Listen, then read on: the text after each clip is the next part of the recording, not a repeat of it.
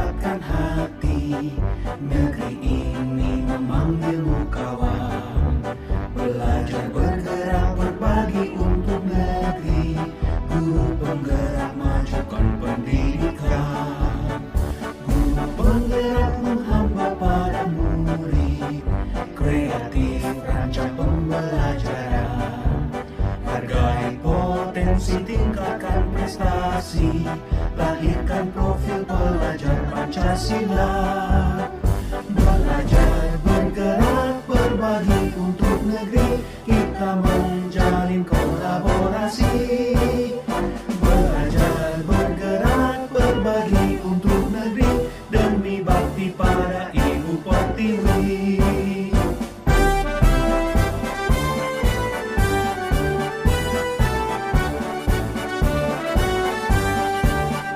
Bulatkan tekad, kuatkan hati.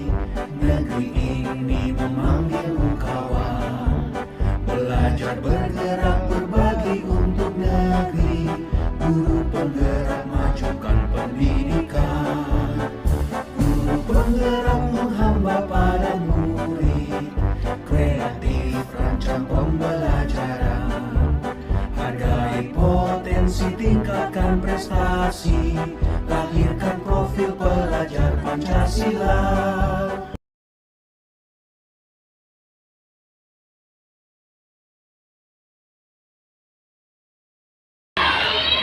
Saya waktu teman-teman untuk mensosialisasi budaya positif di sekolah. Itu tugas saya di Guru Penggerak. Apa mengenai Sabtu kan Sabtu punya waktu, dia pulangnya itu aja kan sebagai manajer teman-teman untuk kita dikondisikan ya Pak. nanti besok masih Ya, baik Pak, terima kasih waktunya dan kesempatannya. Bismillahirrahmanirrahim. Assalamualaikum warahmatullahi wabarakatuh. Puji syukur alhamdulillah saya panjatkan kepada Allah Subhanahu wa taala yang mana pada hari ini kita bisa berkumpul dalam rangka sosialisasi budaya positif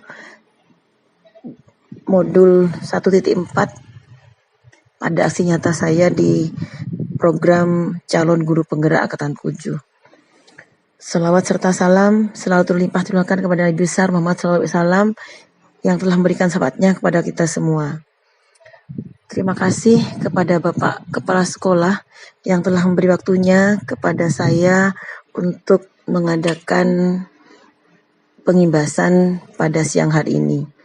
Terima kasih juga kepada teman-teman semua atas apresiasinya dan telah meluangkan waktunya serta kesempatan ini kepada saya. Sebelum saya mulai, boleh saya berpantun sejenak ya. TV rusak jangan dipukul, nanti dia bisa mati. Karena semua sudah berkumpul, maka saya akan mulai presentasi.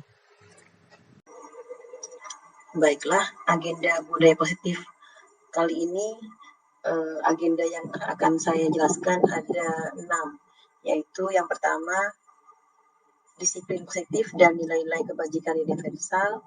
Yang kedua, agenda yang kedua adalah teori motivasi, hukuman, dan penghargaan.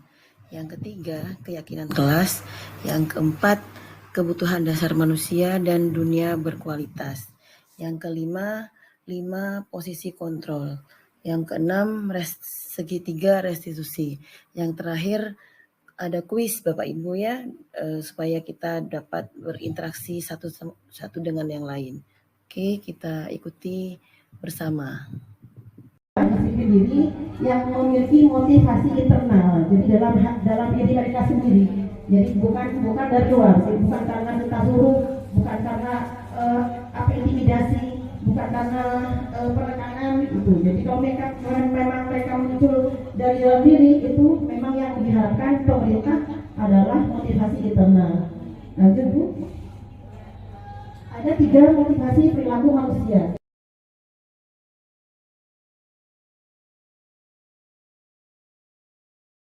Sebelum saya mulai, saya boleh berpantun sejenak. Nanti kalau saya pantun nanti sampean bilang mantap gitu ya Bu ya. Oke, assalamualaikum wahai sahabat, siang ceria makin semangat. Jadi mereka merasa nyaman di sekolah, jadi mereka tidak tertekan, itu artinya budaya positif. Jadi kita sebisa mungkin tidak menciptakan suasana yang tidak membuat anak-anak tertekan sekolah. Jadi mereka enjoy di sekolah. Jadi intinya tujuan dari budaya positif adalah agar anak-anak bisa belajar dengan menyenangkan gitu. Jadi kita yang menciptakan itu, dan anak-anak juga kalau kita sudah seperti itu, anak-anak akan semangat dalam belajar gitu ya. Lanjut Bu. Berangkat dari situ, jadi kita tuh sebenarnya persepsinya kita berubah. Dulu berpikir dari stimulus respon, kemudian ke teori kontrol. Jadi sebenarnya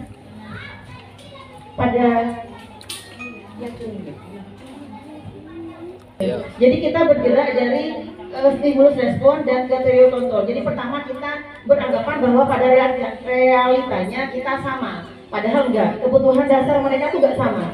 Jadi ada 5 kebutuhan dasar hidup manusia. Kita butuh kebutuhan hidup, ya. Kebutuhan hidup itu bertahan untuk hidup, survival, kemudian butuh kesenangan, butuh power, butuh kekuasaan, butuh kebebasan. Jadi mereka itu nggak sama. Jadi misalnya ada yang bertingkah, anak-anak sering mengganggu minta makanannya temannya ya. Itu berarti bukan karena dia bukan karena nakal sebenarnya. Jadi dia sebenarnya butuh kebutuhan hidupnya. Mungkin di rumahnya nasi yang dia bawa bekalnya itu sama aja, tapi temannya beda-beda gitu. Jadi akhirnya dia mengganggu temannya. Jadi pasti dia ada motivasi sendiri gitu. Jadi pada dasarnya kita juga punya kebutuhan yang sama. Kemudian setiap orang memiliki gambaran yang berbeda. Lanjut aja Bu. Jadi intinya anak-anak itu berubah itu pasti punya motivasi tertentu. Lanjut Bu. Apa kata disiplin? Kalau kata disiplin itu berarti kita beranggapan kayak aturan gitu ya. Kayak yang ada di kita itu adalah tertib, teratur, patuh gitu ya. Padahal enggak. Jadi menurut Pak Ki Hajar Dewantara, disiplin itu menciptakan murid yang merdeka. Satu utamanya adalah harus ada disiplin yang kuat. Disiplin yang dimaksud adalah disiplin diri yang memiliki motivasi internal. Jadi dalam diri mereka sendiri. Jadi bukan dari luar. Jadi bukan karena kita suruh, bukan karena intimidasi, bukan karena penekanan gitu. Jadi kalau memang mereka muncul dari dalam diri, itu memang yang diharapkan pemerintah adalah motivasi internal. Lanjut Bu. Ada 3 motivasi perilaku manusia menurut Diane Glosson.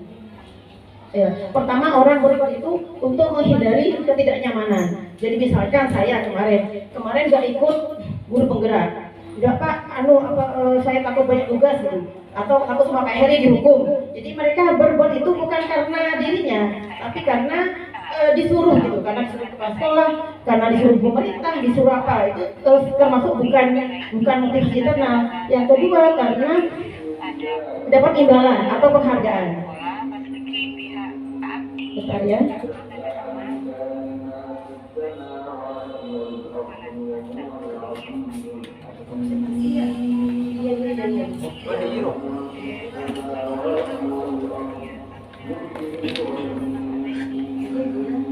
Kedua adalah untuk mendapat imbalan. Misalnya pengen penghargaan. Kita nggak munafik ya. Kalau kita guru pengen dapat imbalan, sertifikasi pasti. Jadi ada memang motivasi yang kedua ini. Yang ketiga adalah motivasi menjadi orang yang mereka inginkan. Jadi yang menghargai diri sendiri dengan nilai yang mereka percayai. Misalnya, anggaplah saya ikut guru penggerak dari diri saya sendiri. Pertama memang Pak Heri nyuruh, kemudian teman-teman mendukung gitu ya. Sebenarnya mau, tapi kalau saya nggak mau, mungkin nggak saya isi, ya saya bentromben gitu ya. Atau itulah seperti itu, seperti yang terjadi sekarang. Jadi tapi karena muncul, ya udahlah, pasti Allah punya rencana lain, atau pemerintah tidak akan menjerumuskan aparatnya gitu. Jadi saya berbaik sangka bahwa niat pemerintah itu pasti baik. Jadi Jadi makanya saya ikut, udah jalan aja, sudah kadung terdapur ya gitu aja. Lanjut Bu. Ada hukuman, ada konsekuensi, dan ada restitusi. Jadi ada beda ya, ada hukuman. Kalau hukuman itu berarti berangkat, jadi misalnya ada anak yang salah, dihukum beda. Misalnya jangan juga, hukumannya selalu lari. Itu kan beda ya, bukan tidak ada hubungannya sama nggak kerjakan tugas. Tapi kalau disuruh lari kan beda. Itu berarti namanya hukuman. Anak yang dihukum nggak tahu kalau apa ya, itu adalah hak prioritas gurunya. Itu namanya hukuman. Anak-anak tidak tahu kalau dihukum, atau misalnya nggak kerjakan berdiri di depan, itu namanya hukuman. Anak tidak ada komunikasi dengan anak. Yang kedua adalah konsekuensi. Sudah ada pembicaraan antara guru dengan anak. Misalnya kalau nggak kerjakan PR, besok taruh di buku merah ya, itu berarti ada konsekuensi. Atau misalnya kalau nggak ada kerjaan PR, nanti pungut sampah ya, itu ada konsekuensi. Tapi udah ada perjanjian. Yang ketiga yang paling baik adalah restitusi. Yang menurut penelitian lah seperti itu. Restitusi adalah berangkat dari kita nggak menunjukkan jalan sendiri, tapi anak yang salah itu yang menunjukkan solusinya seperti itu. Jadi misalnya kita hanya memberikan gini aja, apa yang kamu lakukan, apa yang kita yakini apa ya, apa kamu salah. Jadi anak-anak itu dibegitukan, kita nggak kamu gantiin itu, kamu sudah gantiin itu, enggak seperti itu. Lanjut Bu ya. Kalau kita berbuat karena pengen penghargaan, itu ada pengaruh jangka panjang, jangka pendek. Ada 7 kalau nggak salah, ada 8 pengaruh ya. Pertama, pengaruh jangka panjang dan pendek. Kalau kita beri penghargaan ternyata itu nggak baik, maksudnya nggak bagus maksudnya ya. Pertama, kalau penghargaan itu efektif jika seseorang melakukan sesuatu itu dalam jadi kalau orang berbuat itu karena pengen dapat reward misalnya, atau dapat ranking 1, jadi itu berharap seperti itu, atau dapat hadiah, itu jadi mereka akan berharap seperti itu. Misalnya suatu saat nanti dia dikasih hadiah karena berlanjut terus, dapat nilai 100 dapat hadiah, besok lagi dapat nilai 1 dapat hadiah, kan kita jadinya nggak punya uang juga lah untuk seperti itu. Akhirnya anak-anak berharap kalau udah nggak dapat hadiah mereka nggak punya motivasi lagi. Itu berarti itu berlaku jangka pendek, karena itu bukan bermuncul dari diri sendiri. Yang kedua, penghargaan tidak efektif jika anak misalnya yang diinginkan adalah hadiahnya boneka, tapi yang ibu gurunya kasih hanya buku. Jadi mereka pasti akan kecewa, jadi nggak akan efektif. Jadi mereka apa juga aku hadiah ibu buku, akhirnya mereka nggak semangat untuk belajar lagi. Lanjut. Yang ketiga adalah penghargaan bisa merusak hubungan. Maksudnya begini, si A sama saya dihargai oleh buku, oleh hadiah, yang lainnya enggak. Akhirnya mereka tuh nyaman, buhas ngalem ita muluh gitu ya. Si lain tak yalem. Akhirnya mereka pasti mereka menilai apa sih yalem pun ica muluh pun itu muluh, pasti mereka hubungannya nggak baik. Yang keempat adalah mengurangi ketepatan. Yang kelima, menurunkan kualitas. Jadi kalau anak yang belajarnya karena pengen berhargaan, itu kualitasnya beda dengan yang keinginan sendiri. Kalau kita sendiri belajar kalau orang pintar pengen gitu itu pasti beda. Kalau pengen berhargaan malah marah gitu ya. Lanjut Bu, yang keenam. Yang keenam, penghargaan mematikan kreativitas. Jadi kalau mereka mengharapkan penghargaan, pasti ketika kreativitasnya itu nggak full gitu ya. Jadi setelah marah, bekerja sudah lah seperti oleh dia. Tapi kalau yang memang punya inovasi tinggi, mereka kreativitasnya nggak terbatas. Seperti kok belum puas, kalau belum selesai kok belum puas. Yang ketujuh adalah penghargaan bisa juga menghukum gitu ya. Mereka yang tidak mendapatkan penghargaan dalam sistem dia mendapat kayak seperti hukuman gitu ya. Jadi kalau penghargaan kalau nggak diberi berarti mereka merasa dihukum. Lanjut.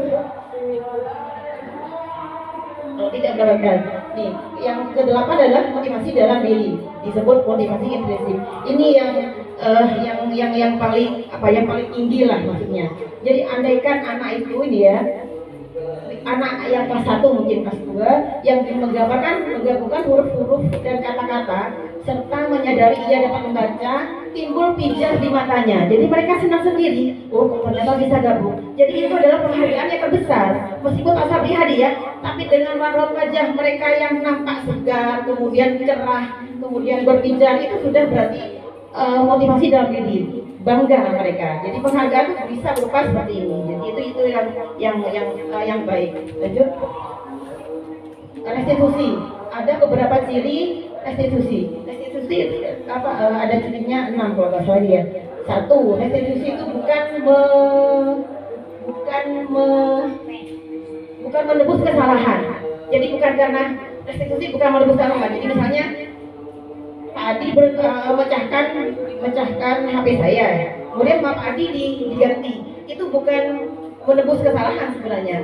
Pak Adi harusnya nanti bicara baik-baik, kemudian punya ide sendiri.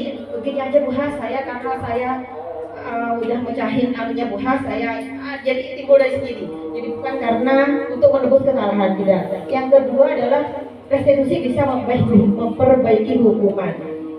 Kalau anak itu dihukum, misalnya keluar dari kelompoknya, keluar dari kelasnya, misalnya sama saya, anak itu dijemur ya, mereka pasti malu. Atau misalnya anak disuruh ke kelas lain, nilai saya ini saya tidak macam tiket atau misalnya PR, itu mereka malu. Nanti kembali ke kelasnya, mereka itu kembalinya nggak enak kan? Pasti mereka aku dia keluar ibu, pasti sudah memiliki hubungannya udah nggak baik. Mereka anak-anak pasti begitu ya. Tapi kalau restitusi itu adalah bisa kembali ke kelompoknya dalam keadaan yang baik, bisa kembali bahkan lebih percaya diri. Yang ketiga restitusi adalah tawaran, bukan paksaan. Jadi tawari dulu, gimana nih Pak, misalnya, gimana nih Nak, solusinya, apa yang bisa kamu lakukan gitu ya. Yang keempat adalah fokus pada karakter, bukan tindakan, jadi pribadinya dulu. Yang kelima, restitusi bisa menguatkan. Kemudian yang keenam, fokus pada solusi. Kemudian yang ketujuh, restitusi mengembalikan murid yang berbuat salah pada kelompoknya. Yang kedelapan, menuntun untuk melihat ke dalam diri. Yang kedelapan, restitusi mencari kebutuhan dasar yang mendasari tindakan. Jadi misalnya anak itu salah, pasti ada sebabnya. Pasti dia punya kebutuhan dasar yang perlu dia penuhi, makanya dia berbuat itu gitu. Jadi kita cari restitusi kebutuhannya apa. Yang terakhir adalah restitusi adalah cara yang paling baik. Itu ya. Jadi ada dari 3 cara tadi. Ada kebutuhan 5 dasar ke manusia, yaitu adalah survival atau bertahan hidup. Yang kedua, mereka itu memang butuh rasa sayang dan rasa diterima atau love of belonging.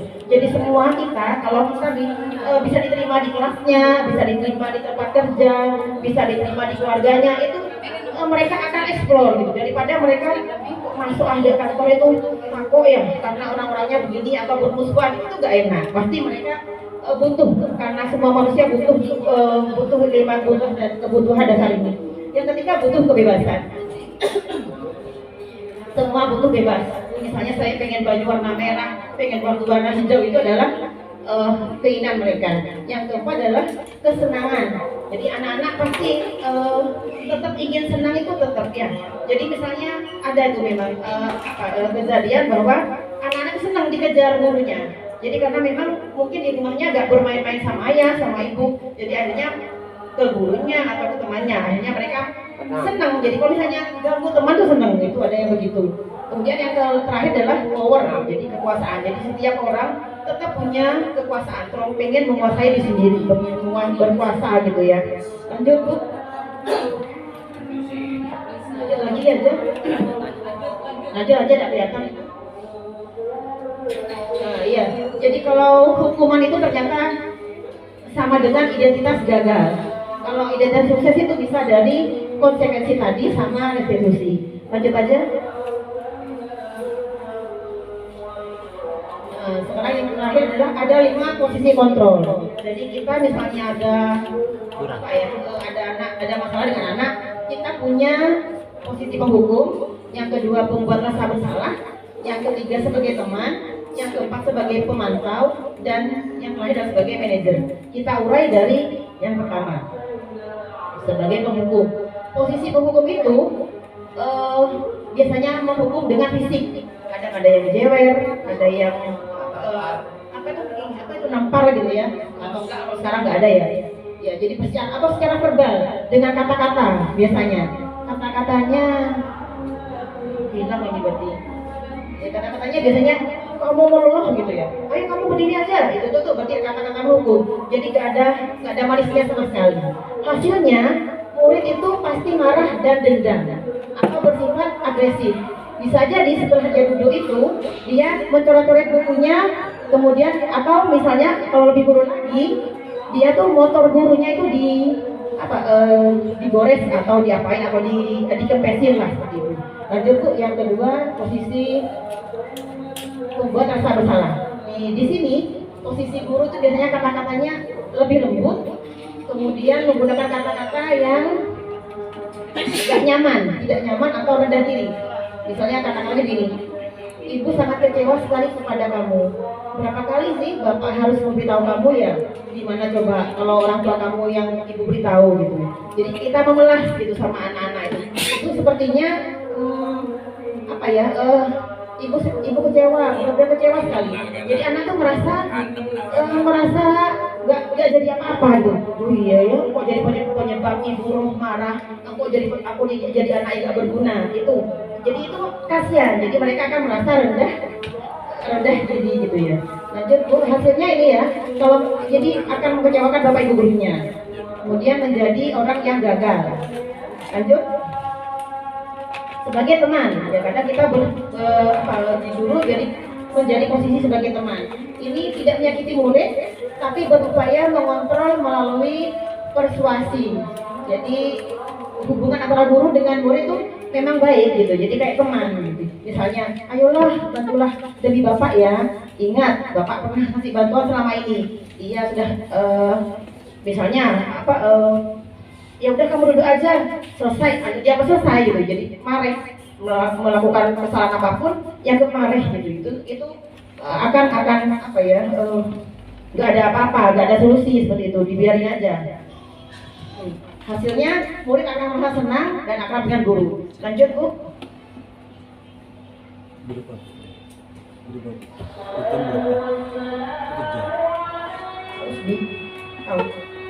Ya, kalau ini posisi mantap itu biasanya kita udah tahu, oh Dani ini penyebab troublemaker mulu, udah tahu, oh sering terlambat, misalnya nggak pernah mengerjakan PR, sering ganggu temannya, udah tahu. Jadi kita udah punya data tentang anak itu.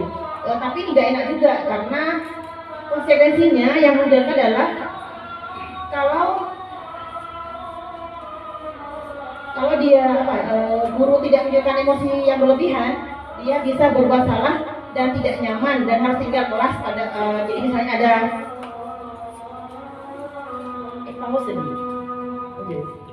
ya, ini ya. Jadi misalnya paham Pak. Jadi mereka itu teman-teman sebagai pemantau, jadi tahu ada solusinya juga gitu ya.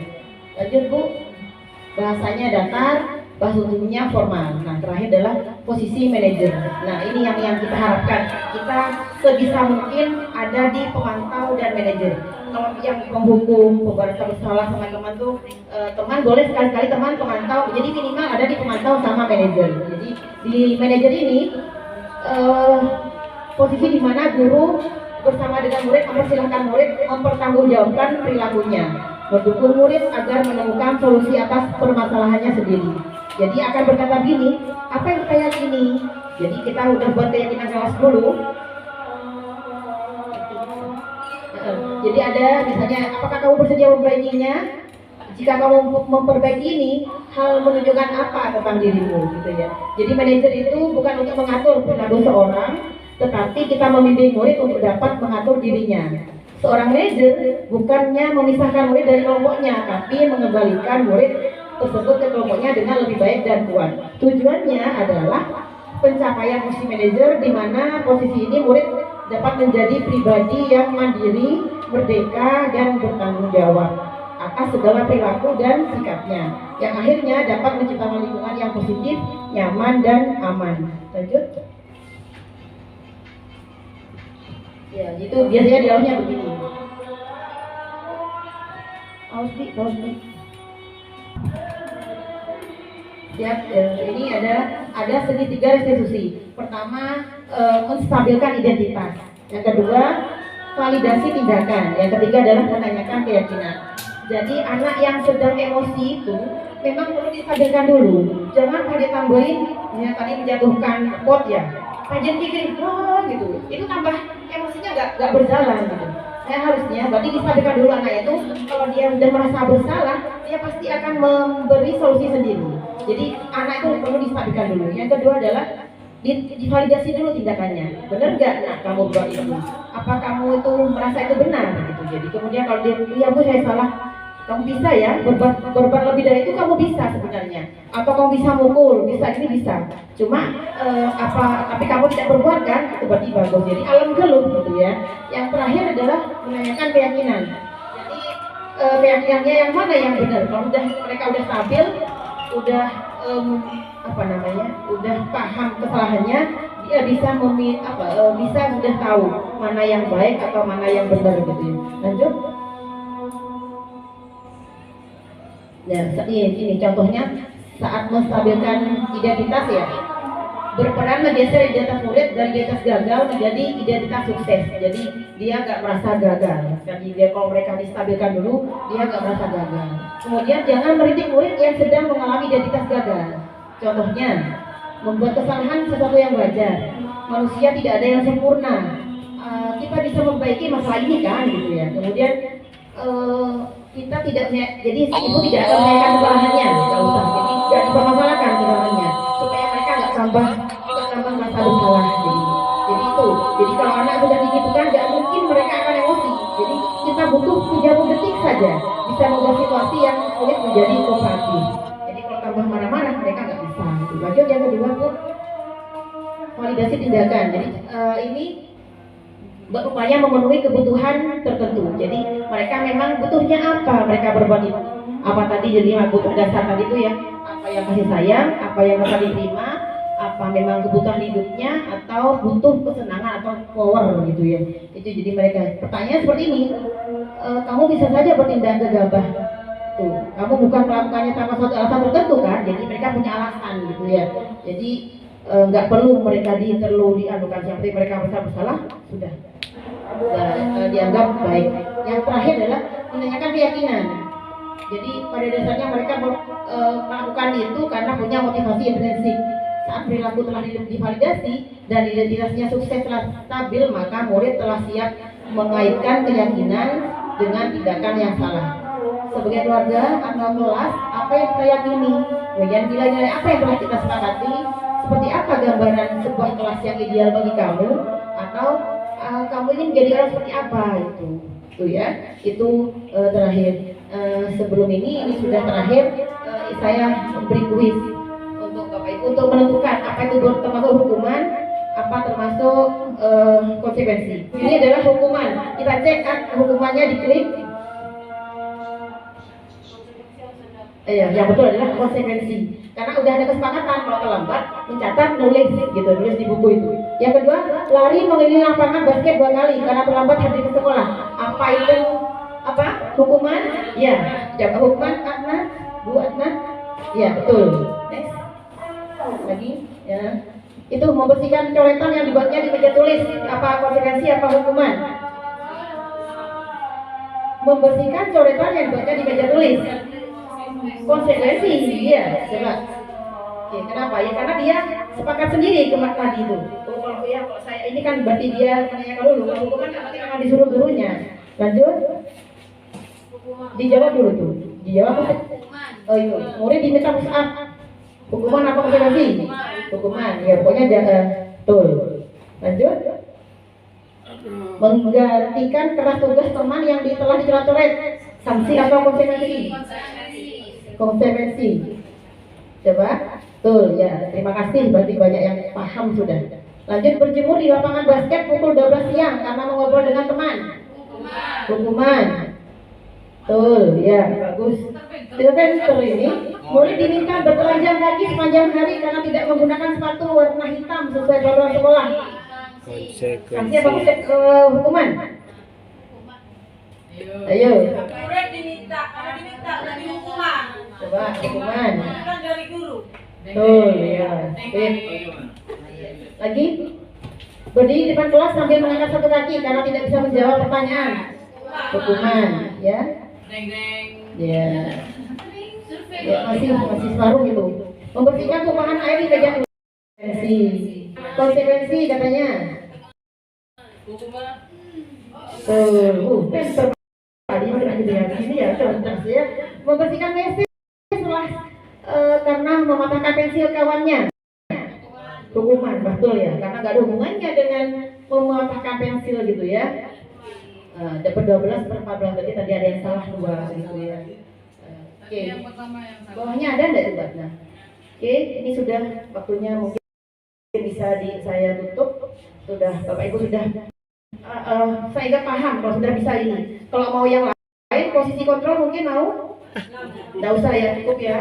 Iya, ini kita udah lewat udah. Terima kasih banyak. Semoga ini dapat bermanfaat dan saya banyak sekali berterima kasih waktunya dan kerelaannya gitu ya.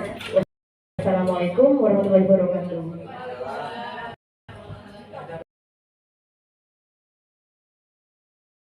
Sampaian sosialisasi kemarin saya budaya positif, bagaimana kekurangannya atau pemahamannya sampean, menurut sampean gimana? Jadi untuk perbaikan saya nanti ke depannya. Iya Bu, berkaitan sosialisasi kemarin budaya positif di sekolahan.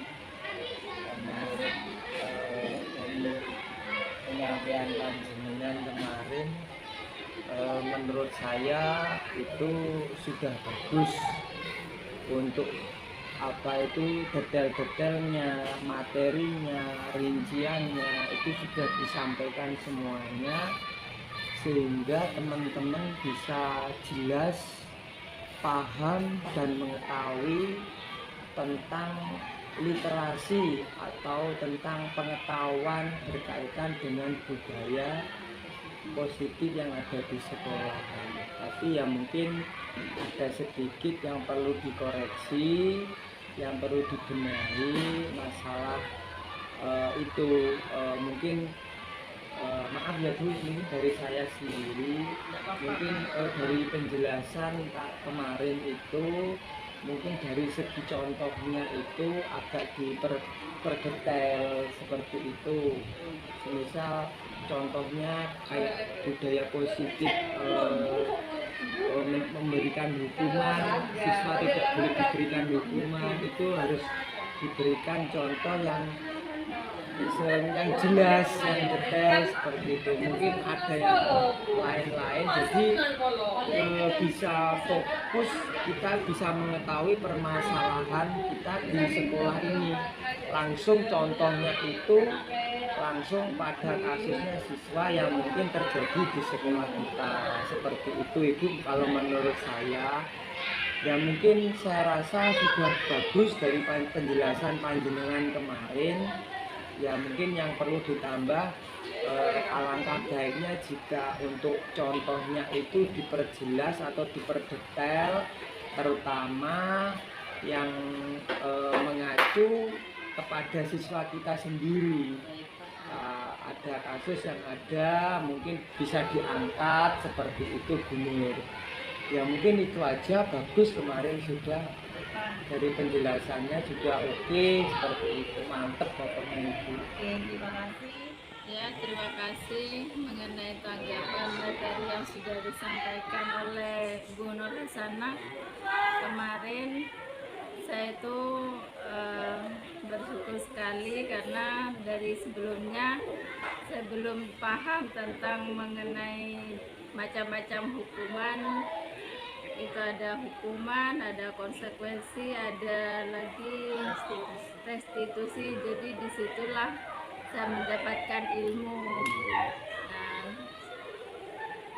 jadi terima kasih banyak atas ilmunya untuk Yang harus saya koreksi, bukan koreksi, sebetulnya masukan di dalam menyampaikan materi, mungkin karena waktu yang sangat ya kurang atau singkat sekali, sehingga menurut saya penjelasannya agak cepat gitu Pak. Hanya itu saja. Untuk yang lainnya sudah alhamdulillah kami banyak menimba ilmu. Terima kasih. Untuk kemarin yang penyajian Gunung Hasanah terkait dengan budaya positif itu bagus sekali kalau nanti bisa terus ditularkan sehingga menjadi sebuah budaya, bagaimana budaya positif itu menjadi budaya di sekolah kita. Itu apa namanya, kemarin teman-teman antusias itu mengikuti. Hanya Bu Has perlu belajar untuk menjadi presenter yang baik gitu ya, menjadi presenter yang baik, jadi bagaimana berbicara, ditata, tidak terlalu cepat gitu ya. Tapi luar biasa kemarin sudah bagus. Karena itu terima kasih lah, itu bagus sekali.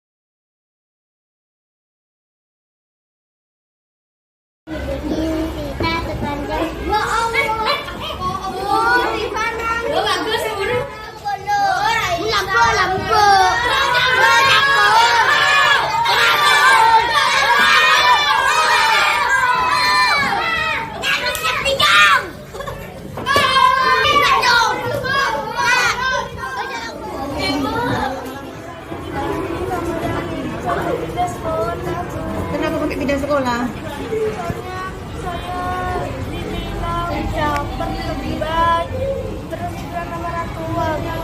Oke, dipanggil. Coba ke sini semua ya. Dani, siapa lagi? Bagus. Siapa tadi? Ada kejadiannya apa? Ada apa lagi? Ayo silakan ke sini. Sengaja. Kenapa sengaja? Kalau bercanda boleh enggak? Kalau bahaya enggak kalau korupsi itu? Bahaya ya, kalau tulang ekornya itu tahu pernah ada kejadian tulang ekor itu bahaya ya. Coba terus kenapa kalau yang ini yang berdua yang masalah kok bisa ini berdua kok bisa ada di sini kenapa? Bu, ini Raisa niatnya cuma caper ke ibu biar saya dimarahin sama ibu. Apa yang kamu lakukan? Kenapa bilang caper ke ibu? Bilang orang tua. Terus Pas bilang ibu. bye. Bener Raisa? Coba. Apa yang Raisa lakukan? Apa yang Raisa rasakan sekarang? Kenapa bisa nangis juga? Hah? Mau pindah sekolah? Kenapa emangnya? Terus?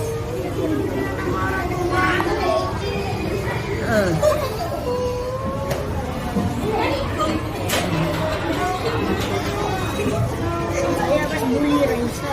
Oh, bilang apa aja? Bilang caper, apalagi? Bilang ngomong kasar. Ngomong kasar.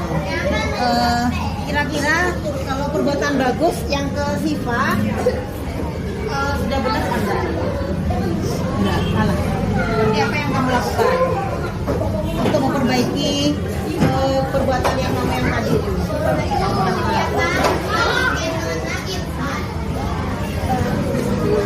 Gai-gai nggak boleh lagi. Ya itu bahaya. Ya. Sekarang yang Dani, yang kamu rasakan kalau Siva ini Reza Jarga nangis itu gimana?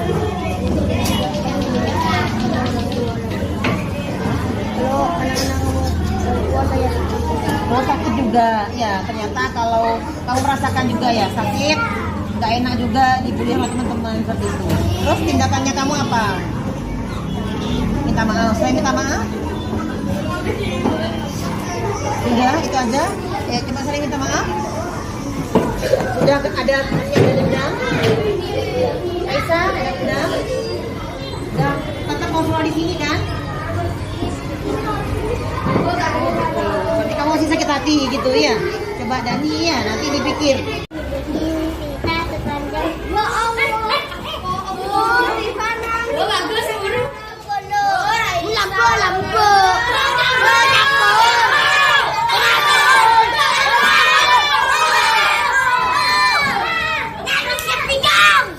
Kelihatan salah satu anak luka itunya jelas luka.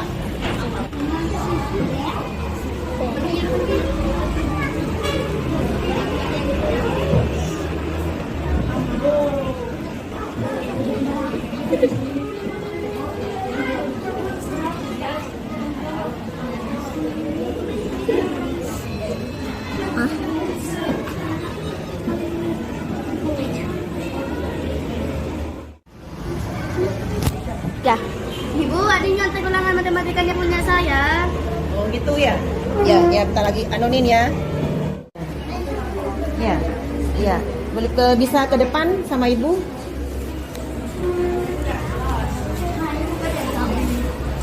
Ibu. Yang nyontek nih, Ulangan apa yang nyontek? matematika. Apa ini kebiasaan yang sudah kamu sering lakukan? Ya. Kenapa? Nah, saya waktu anak tidak belajar. Belajar. Ada usaha untuk bisa tidak nyontek lagi? Bisa. Dengan cara apa? Belajar dengan Benar bisa siap kan? Siap? siapa? Bisa apa namanya? Kamu kira-kira tahu nggak kerugiannya kalau nyontek itu? Apa? Tidak bisa dipercaya. Tidak dipercaya orang. Betul, apa lagi? Tidak bisa menjawab kalau tidak dapat tadi. Tidak bisa menjawab dapat nyontekan. Nanti kedepannya apa yang terjadi dengan kamu nanti? Kalau selalu bergantung sama orang lain. Kedepannya kamu nanti udah besar atau nanti kelas 6 gitu ya. Kan misalnya nggak bisa nyontek. Gimana? Kalau misalnya aplikasinya kayak tadi nggak di gandanya nggak bisa dibuka, dikunci. Kemudian aplikasinya nggak bisa buka lain. Ke teman juga nggak bisa. Coba kira-kira kerugiannya apa itu nanti? Tidak bisa menjawab. Ya akhirnya yang rugi kamu sendiri. Akhirnya kamu nanti nggak bisa menyelesaikan ujiannya itu, gitu ya. Apa kejadian ini sudah berkali-kali? Apa bisa berhenti di sini? Bisa berhenti di sini. Kalau udah jauh diulang lagi ya. Terima kasih bisa kamu sudah bersedia untuk merubah dan memperbaiki sendiri. Oke, ibu tunggu perbaikan dari admin ya. Terima kasih admin ya. Selamat belajar. Saya dibully, Ibu. Kenapa ini? Saya dikatain, Ibu. Apa aja yang dikatain? Saya dikatain yang kasar-kasar, Ibu. Siapa aja itu yang bilang? Tia sama Ica, Ibu. Ini udah ibu panggil ya, ibu panggil coba. Ayo siapa yang bully Ica? Yang bully Vio? Apa yang admin bilang? Coba admin, satu-satu coba. Alasannya kenapa kok bully Vio? Kenapa kok bikin nangis Vio? Senang aja. Kalau Ica? Kan nggak boleh pacaran. Oh benar. Terus kalau yang mamanya dia nggak boleh pacaran, tapi tetap pacaran dia. Oh gitu. Terus kalau yang Ibu biar nggak pacaran lagi. Terus kalau yang Dani sama Asil? Bully aja. Seneng kalau ngebully anak orang-orang. Kalau kamu dibully juga mau ndak? Nggak mau? Nggak. Oke. Apa kalian masih ingat kita pernah bikin kesepakatan kelas? Iya. Coba apa aja tuh kesepakatan kelasnya yang kalian tulis di kesepakatan kelas kita kemarin? Jangan boleh membuli. Nggak boleh bully, terus? Nggak boleh pacaran. Nggak boleh pacaran, apa lagi? Nggak boleh toksik, apa lagi? Nggak beda-beda kan teman-teman. Ada konflik. Oke, benar. Berarti yang kalian lakukan sama Vio, adakah yang sudah menunjukkan bahwa kalian tuh melakukan hal yang tadi kalian sebutkan? Berarti yang salah siapa? Kita. Oke. Alhamdulillah kalian masih ingat tentang kesepakatan kelas kita. Coba sekarang apa yang kalian lakukan untuk memperbaiki kesalahan kalian itu? Benar. Tidak ngata-ngatain lagi. Apalagi coba Arsil. Gak boleh diajak lagi. Terus ada lagi, Pak? Tidak bercanda kelewat. Betul ya. Coba bagaimana rencana kalian untuk memperbaiki dan apa yang kalian lakukan untuk Vio sekarang? Tidak mengulangi lagi. Dan tidak mulai lagi janji ya nak ya? Nggak boleh ada, jadi kita harus bertemannya semuanya. Nggak boleh ada bully-bully antar teman ya. Sekarang rasanya gimana kalau dibully itu? Sakit hati. Kalau kalian ada di posisinya Vio gimana? Marah juga, iya. Bisa jadi kalian nangis juga, iya. Pernah mengalami? Iya benar. Oke, coba lihat apa langkah kalian buat Vio? Minta maaf, coba minta maaf. Bisa diterima nggak sama Vio? Oke. Ica, berarti yang lain.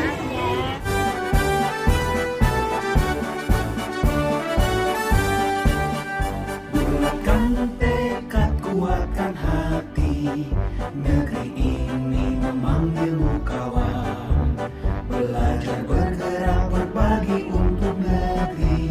Guru penggerak majukan pendidikan. Guru penggerak menghamba pada murid. Kreatif rancang pembelajaran. Hargai potensi, tingkatkan prestasi. Lahirkan profil pelajar Pancasila.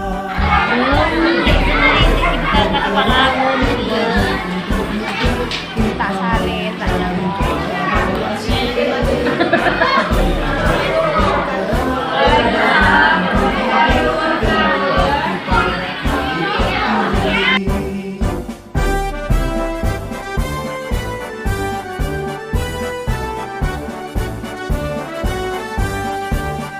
Bulatkan tekad, kuatkan hati. Negeri ini memanggilmu kawan. Belajar bergerak.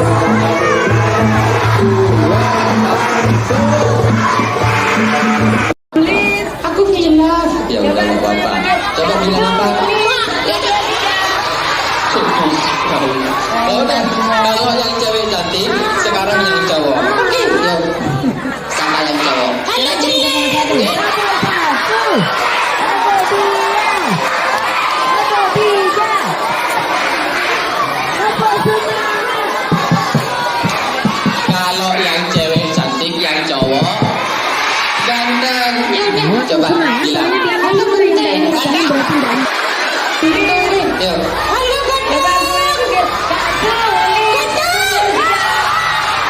Gantengnya kayak siapa? Ya udah, ayo perkenalkan namanya siapa? Perkenalkan, namaku Rini. Gak usah panjang-panjang. Oke. Yuk. Perkenalkan, namaku Rini. Gak usah acting. Yuk. Namanya siapa? Halo teman-teman, namaku Rina.